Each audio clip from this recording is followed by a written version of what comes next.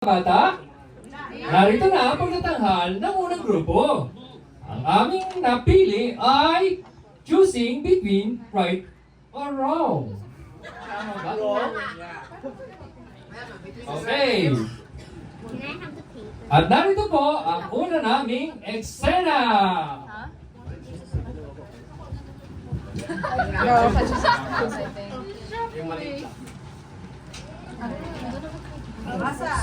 Okay, eksena number 1. Action!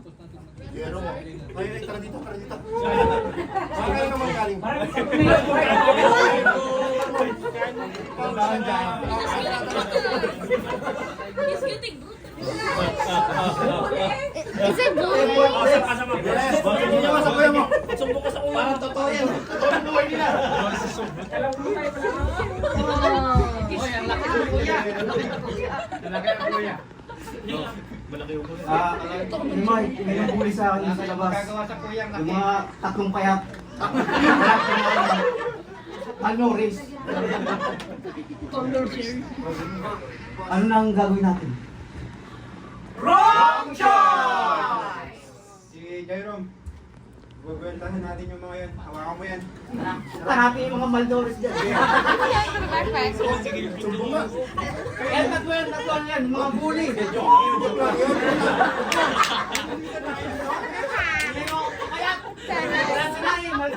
Freeze! Okay.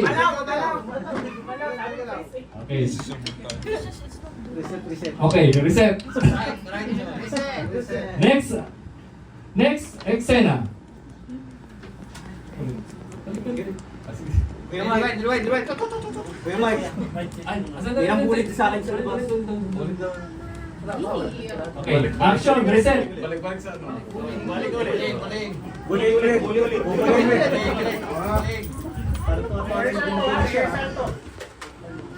Action! Bumalik ka ba?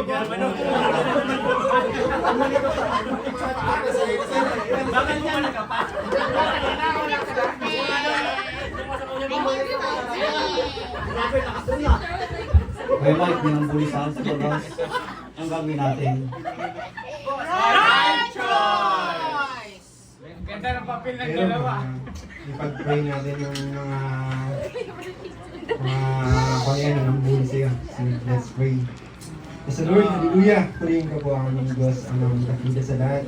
Patuloy po namin tinataas sa'yo yung mga bata na yun. Anong buhay po sa aking kapatid na si Jairo.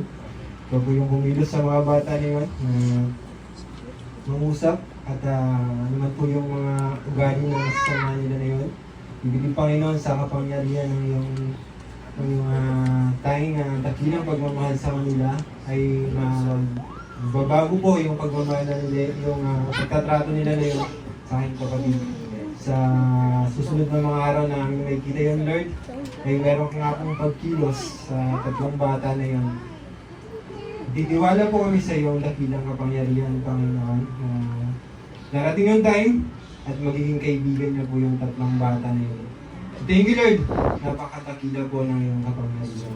Hari ka po sa tanging pangalan po ng aming Panginoong Hesus. Amen. At nagkasalubong nga sina Jairo, mga kuya niya at ang mga nambubuli sa kanila.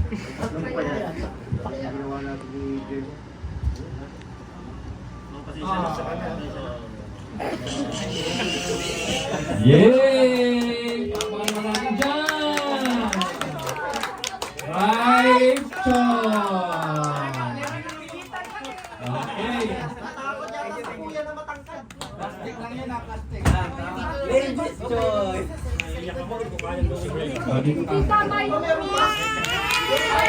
Okay. Eksena number 2. Eksena number 2. Okay, ready? Eksena number 2. Action! Malapit na matalo! Wala! Ano naman yan? Ay, ito tuloy na din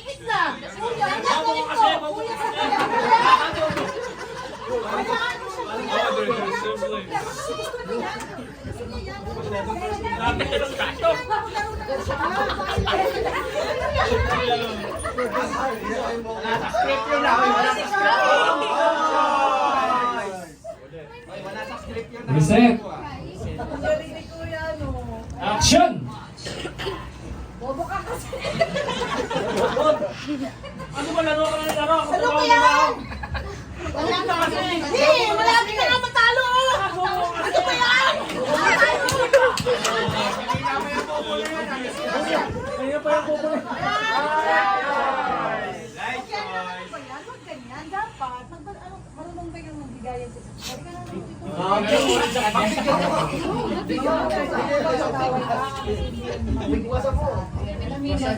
Kapatid ba yan? Parang kampon yung isa. Yes, Lord, hallelujah. Salamat po Panginoon sa bawat isa na ibigay mo po sa amin. Laging sa pagbibigay mo sa amin. Gusto namin, Lord, na gusto namin po mga ayaw ko sila sa mga pinagamit sa Jesus. Tulungan niyo po sila sa mga pinagamit sa pagkakawin sa sila sa pagkakawin. Salamat sa pangalan ni Jesus. Amen. At yan po ang pagtatanghal ng aming grupo. Number 1.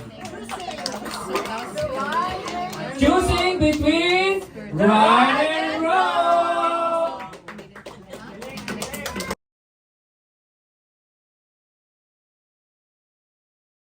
Praise God sa ating fellowship.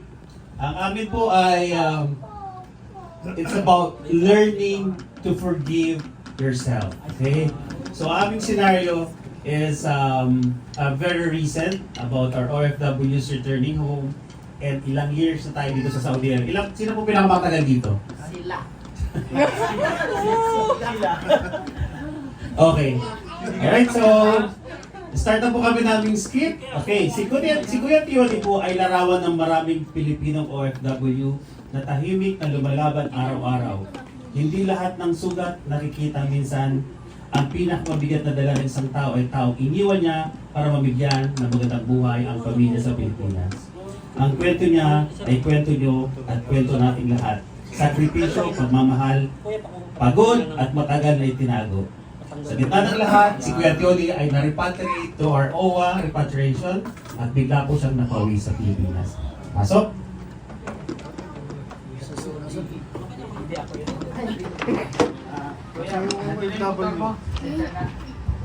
Nandun yung motor, pasensya na at saka may kunting gas-gas. Nandun iwan sa labas. Sa labas? Ba't nagasgasan? Ginasolinahan mo ba yan? Mahal pa naman gasolina ngayon. Binabalik mo na walang kargang tubil. Pasensya na kuya, alam mo naman yan, wala akong trabaho ngayon, di ba? Nag-apply pa nga ako, hindi lang po yung motor mo eh. Lagi ka na lang nanghihiram na walang binibigay na balik sa akin. Pasensya na bro, kasi alam mo naman na wala pa akong ano. Babayaran kita. Pag nakatrabaho ako, babayaran kita. Sige, tingnan natin, pagdating ng panahon, kung may maibigay ka. Agad?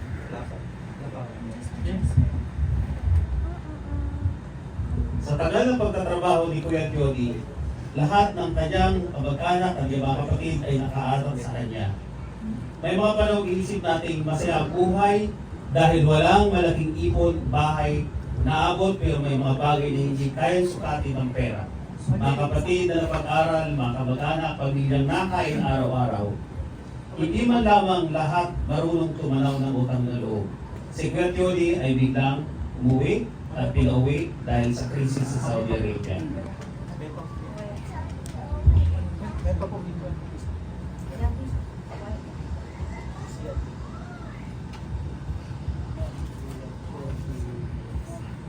Asan na kaya si Iris na to? Oh, Iris, ikaw, nakapag-enroll ka na ba niyan? Pa-cellphone ka dyan? Hindi pa ate. Hindi pa? Hindi ka pa nakapag-enroll? Di ba nagpadala ng pera si kuya? Ano ginawa mo sa pera? Meron ka bang bagong cellphone? Bagong unit? Ano ka ba, Iris? Mahawa ka dun sa kuya. Nagtatrabaho. Tapos ikaw ganyan, di ka pa nag-enroll? Bakit ikaw ate? Asan yung pambayad ng bill natin? Yung kanina may pumunta dito naniningil. Hinahanap ka. Di ba ikaw ang tinatanong ko? Bakit napunta sa akin? pinapansin mo ang cellphone ko eh. At di ba matanda ako sa'yo? Bakit ganyan ang nangyayari? Ha? At sa madaling nagpapatayo nila, dumating ang mahal na kuya. Namarating ka, kuya. Kuya! Yeah. Wala nga isa. Sige, bumalik ka! Yun nga, nabigla kami. Paano na kami rito? Wala na kami ano nito. Hirap po, walang flight, tama?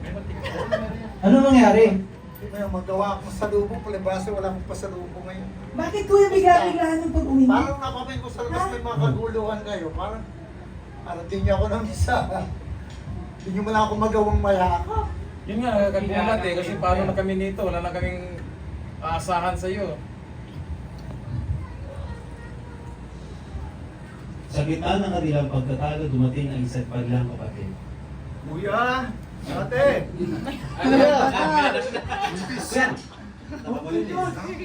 Buntis! Dito ka po pala, umuwi ka. Kumusta po? Ayan. Ang pauwi ako, kuya, eh. Wala nang trabaho sa Saudi. Pero nadat naman natin mga kapatid ayan. Kakagulo. Anong nangyari dito? Ang tagal na, alam niyo naman, ang matagal akong Yung meron ako ako sa motor eh, hindi kinasagdanan yung pagbalik. Kaya nagkakaroon ng konting kaguluhan kami rito.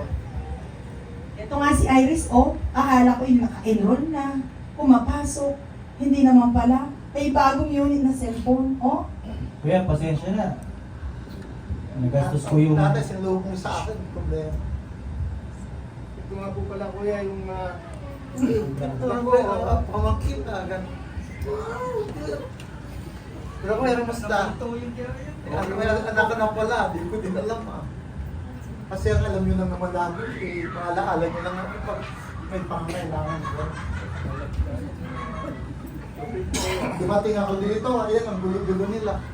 Ang bahay, akala ko, laki-laki na. Yung motor, akala ko, tigisan na sila. Wala. Bago ngayon ako napauwi, wala man lang akong ipon. Nalibinigay ko lang sa ipon. Bago yan, dumating sila, dumating ako, ganyan ang aking ang dagat ng sitwasyon. Magkakagulo ang ating pamilya na akala ko okay na okay. Alam mo, sa 27 taon, nagtrabaho ko sa Saudi.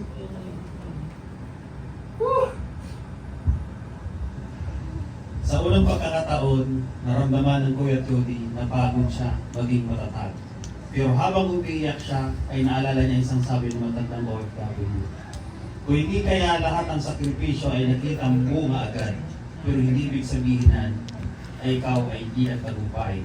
Sa pagmamahal mo sa pamilya mo, matuto ka rin mahalin ang sarili mo. Pinatawad niya ang sarili niya at siya ay pinayuhan ng kanyang kapatid. mga kapatid, alam po naman natin kung ano yung sakripisyo ng kuya natin sa ibang bansa. So dapat inaalagaan natin yun. Alam ko nagkulang din ako bilang isang kapatid dahil sa halip na gamitin ko sa tama yung pinapadala niya. Ito, nagkaroon ako ng anak, nag-asawa ng maaga. At alam ko isang kakulangan din yun. At isa sa atin, dapat ramilin natin sa sarili natin yung pagkakamali natin. Kuya, sorry sa mga pagkakulang namin. Sorry sa mga nagawa namin, kuya. Pero kapatid, lahat gusto lahat ako limutan ko sa sarili sa abroad. Pero ito lang yung susukli ko sa akin. Dumating ako, hindi man lamang ako sinalubong. Hindi man lamang ako niyakap. Dahil ang kagulo-gulo nila. Mga kapatid, siguro ito na tatawan para ibalitin natin sa kuya natin yung mga nagawa niya. Sa pagkakataon ko, Sorry, kuya. sila ay nagpapaan, hindi naman kapatawaran sa sarili mo. Sorry, kuya. Na-realize niya na hindi siya maligo, Pinatawad niya ang sarili niya dahil noon ginawa lang niya ang akala niyang tama. Pinatawad niya ang sarili niya dahil hindi niya kontrolado paano pinahalagaan ang buhay. At pinatawad niya ang sarili niya dahil tao lang siya, napagod, nasaktan at pinsang nauubos.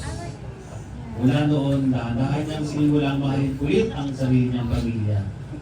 Hindi man niya babawi ang mga taon na wala, natutunan niyang natitira palang buhay para sa kanya. At minsan, ang pinakamahirap na salita para sa OFW, hindi pagod na ako, kundi ito ang pwede mong punahin sa sarili. Mga kapatid, manalangin po tayo para sa ating kanin. Ama, maraming salamat po.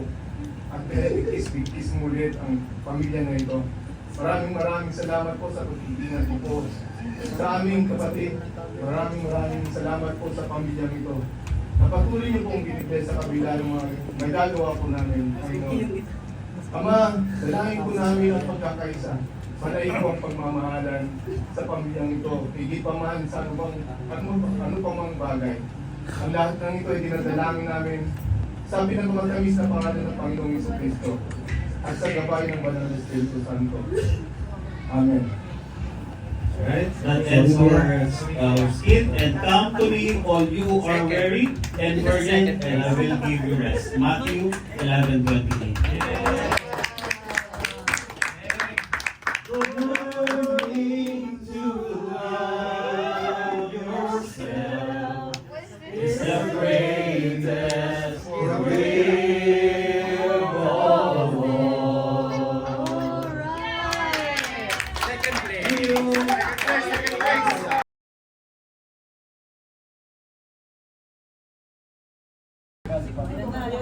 Ay, totoo yan kay Kevin. Music.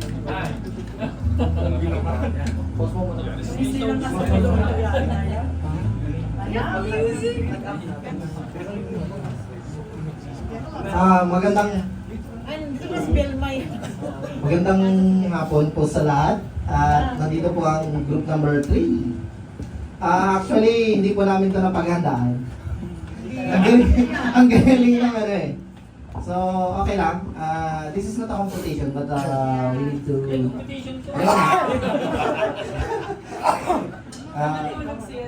Volume down natin. Tulong na.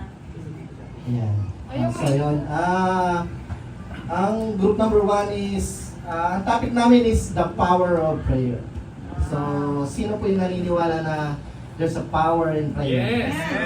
So, dito, ipapakita namin, not perfectly, but we will try na ma-execute namin and maihayag namin sa inyo ang para sa amin, the power of prayer. So, simulan natin yung kwento. Sa isang malayong lugar, sa di kanais-nais na lugar, may isang pamilyang Valdez na sa sobrang hirap ng buhay ay di man lang makaahon sa buhay. Habang Amang Valdez ay nagiinuman kasama ang kanyang pinakagwapong kaibigan. Ako, grabe, sarap ng kainuman nila. Pumasok ang kanyang anak at nainutusan ang kanyang nanay. Sige lang, pre, maabang pa yung gabi. Nanay! Sabi ni Mama, ulit na tayo! Ano ko ba? Nanay, sabi ni Mama, ulit na tayo! Tumigil ka nga. Uwiin mo na yan, anak mo ba yan? Ang pamay, tignan mo nga yung tsura ko, pre! Ang gwapo na anak mo, ah. Pre! Oo na nga eh! Wapo nga siya sa akin, tignan mo mas maputi pa! Pe, pauwiin mo yan, pre. Madami pa tayong inumin eh. Uwiin mo na yan. Wala kang kwenta! Anak lang kita! Muli ka sa bahay! Wala kang kwenta! Pati ang mama mo! Ha? Pati ang kapatid mo! Uwiin. Wala kang kwenta! Simula ang kamatibay sa buhay ko! Wala nangyari sa buhay natin dahil sa inyo! Mamalas kayo! Umuwi ka na! Umuwi ka! Umuwi ka! Patuloy niya ang anak sa sobrang sama ng loob. Siya yung mainag at nagsumbong sa nanay. Ba't tayo, pre? Inom tayo.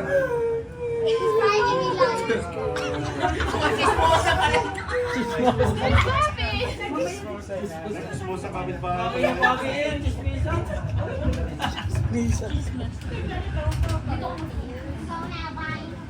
Habang tinuturuan ng nanay na Valdez ang kanilang bunsong anak sa kanyang mga aralin, biglang umuwi ang kanyang anak. Umahog doon at nagsusumbong. Bakit? Napalo ka? Nagpal tatay mo pangit. Ay, ano ka? Nanay, reminder, mabait ka.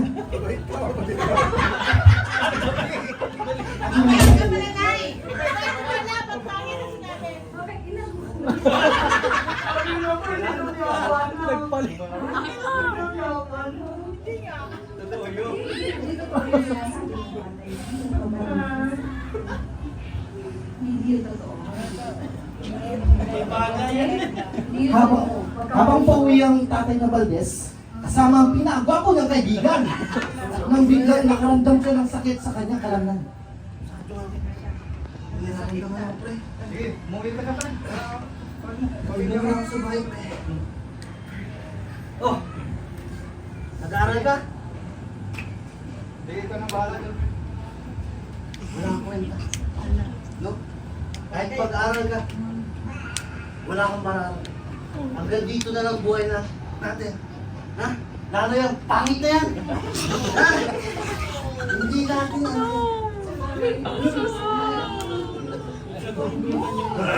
Ano ang sabi na? Hello!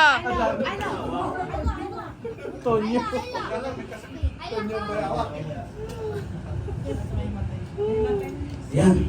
Yung dalawang anak na yan. Pati ikaw, wala kang kwenta. Simula nang dumating kayo sa buhay ko, nagkagaleche-leche na. Alam mo yun? Wala kang kwenta ang ina. Wala kang kwenta ang asawa. Hanggang dyan ka na lang. Wala tayong mararating dahil malas kayo sa buhay. No? Kaya, At bigla siya nakaramdam na sobrang sakit sa kanyang kalamnan. At bigla nakahiga. Tuwan-tuwa kayo, tuwan-tuwa. Salamat na mama. At bigla nakaisip ang kanyang asawa na pagdasal ang kanyang minamahal na si Tonyo.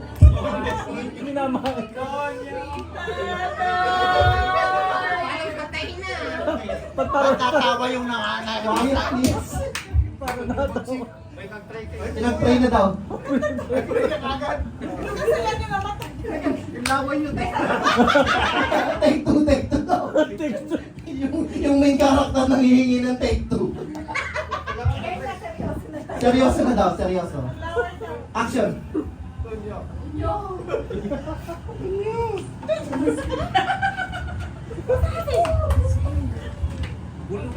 Pray ka na magsalita, Dray. Pray daw.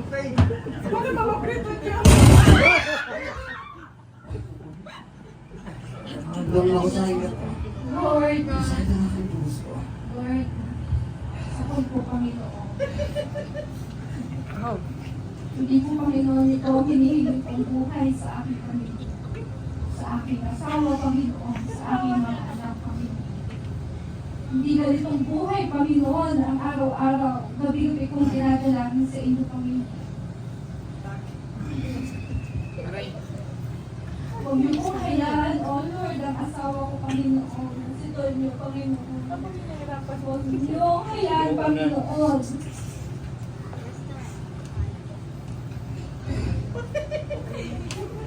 At biglang nakaramdam ng ginhawa si Tonyo.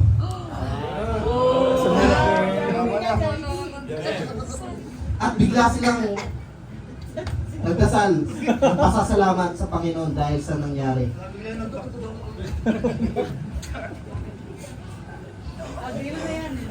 Salamat o Diyos.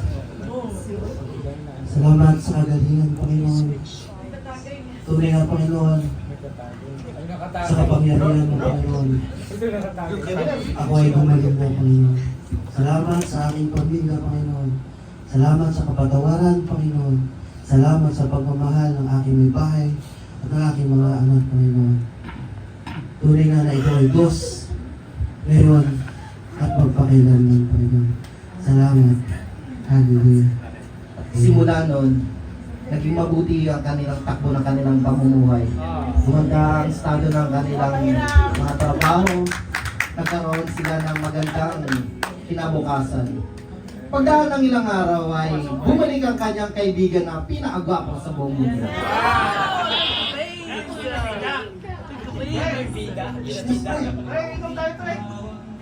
Ay, ganito pre, may sasabihin ako sa'yo. Hindi, halika pre. May sasabihin ako. May gusto lang ako i-share sa'yo pre. Alam mo pre, matagal na ako binago ng Panginoon.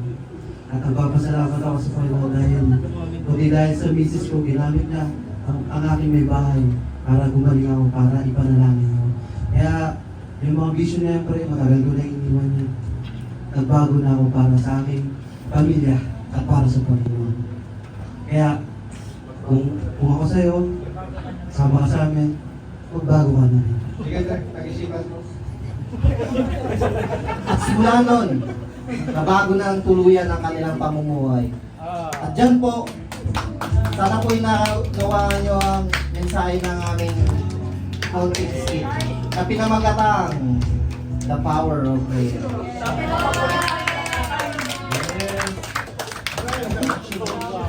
Parang totoo yung sabi kanina, pangit ka! Pangit ka!